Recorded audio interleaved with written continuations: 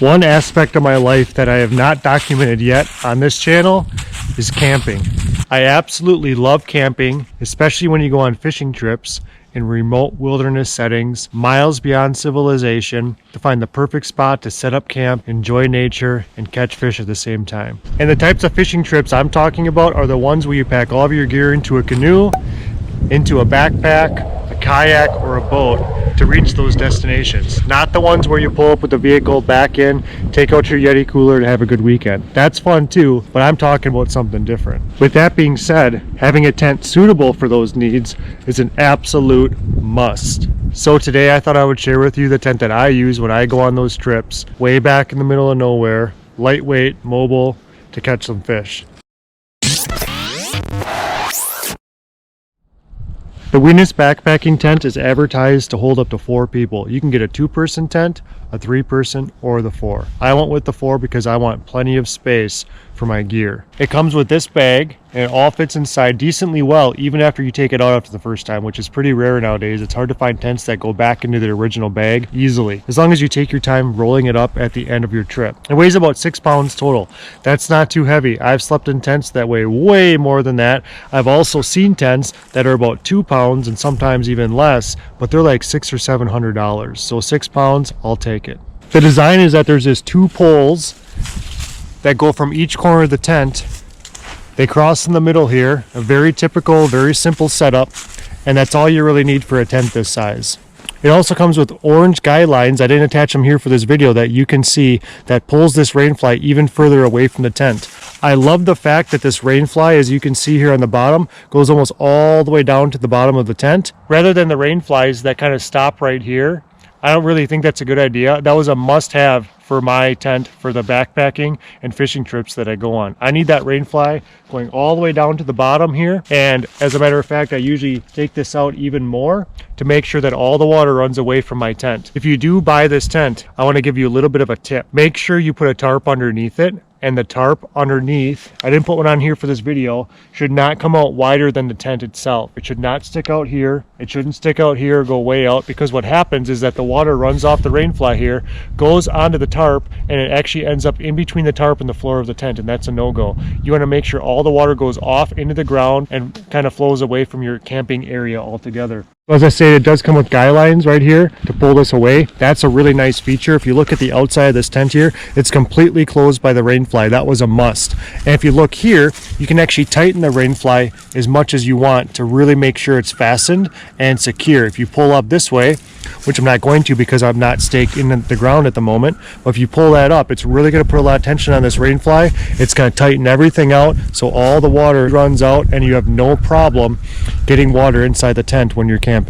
If you look at the different guy line attachments, you've got one here, in the center over here, the bottom of the tent down there. So there's plenty of opportunity to make sure that those guy lines go on there and really stretch out this rainfly for maximum protection against the rain. So they do have these nicer aluminum tent stakes here. I've used this tent several times. They've already bent. So I highly suggest getting something else, but it isn't bad considering a lot of budget tents, a lot of cheaper tents come with those really bad like wire silver color ones or whatever. Not nearly as good as these. These are much better, but still, if you should replace something, get a different set of stakes. It'll do you well in the long run.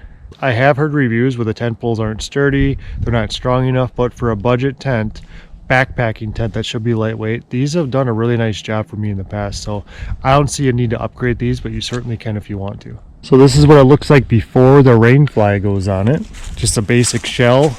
This here is just like a mesh net material, so it breathes really well. It's not this material over here, it's different. So what that means is that you're not going to have a lot of morning dew and moisture in the tent most likely because of that. It's a nice feature. We've got a door on this side and a door right here.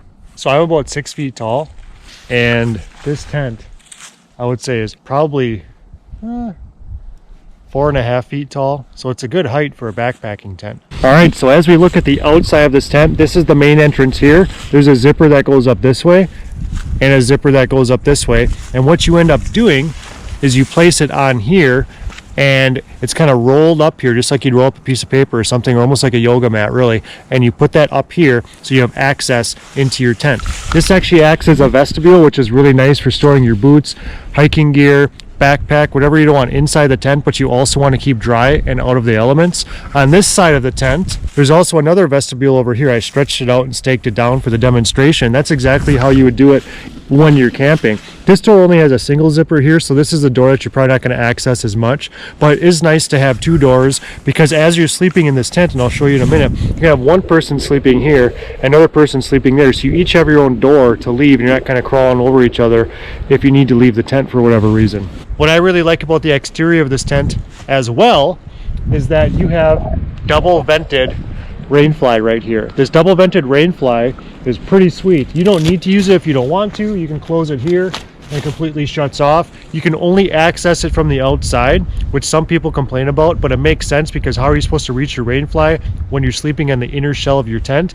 But accessing it from the outside, if you remember before you go to bed for the night, pop this thing up. Even if it's raining, rain should not get up underneath there. If it's raining that hard and you've got that much wind blowing rain inside your vent, you probably shouldn't be camping to begin with.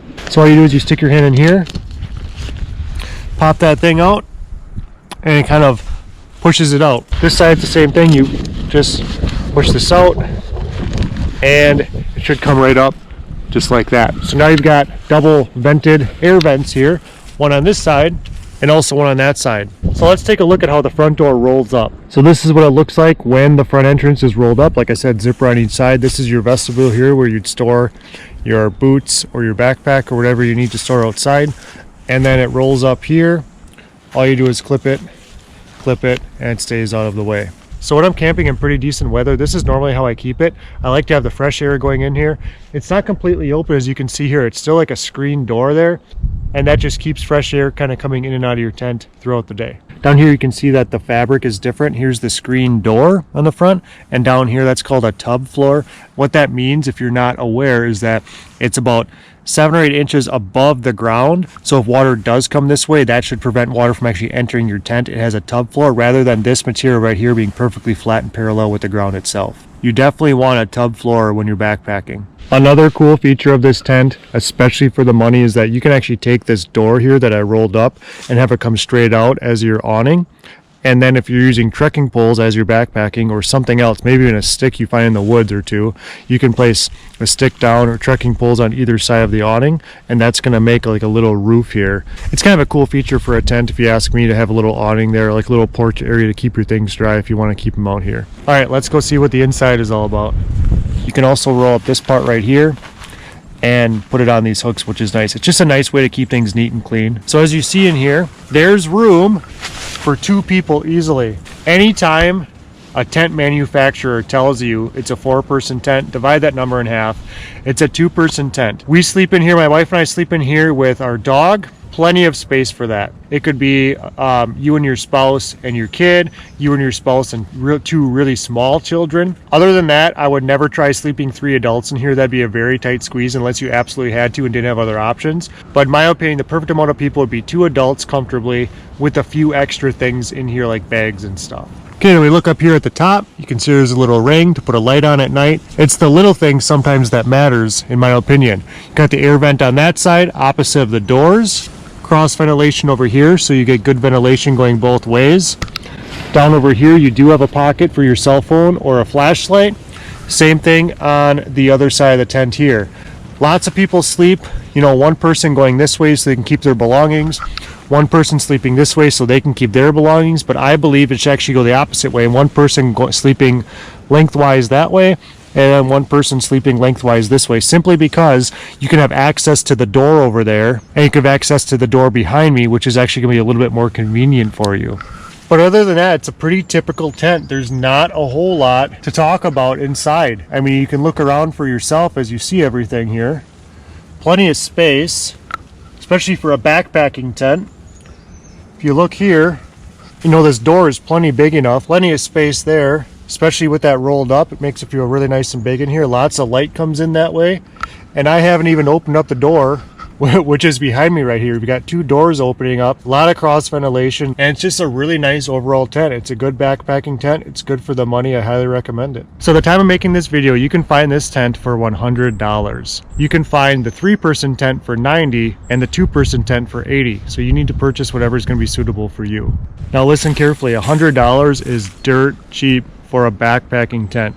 I've searched long and hard to find another backpacking tent for 4 people that's got the tub floor, the waterproof rain fly that goes all the way down to the bottom on the outside, that weighs 6 pounds only, and I haven't found anything that comes close to this. If you're curious, go look up backpacking tents sometime. You'll see exactly what I mean. This isn't a bad price at all. Now, is this the best tent on the market? Absolutely not. It's not the best, but for $100, it's a really great bargain. You get a lot for your money. Thank you so much for stopping by the channel and spending this time with me. If you haven't yet, please consider subscribing for all things fishing and hunting, and occasionally camping when hunting and fishing is involved in the process. I'll see you next time for a new video next Friday. Bye-bye.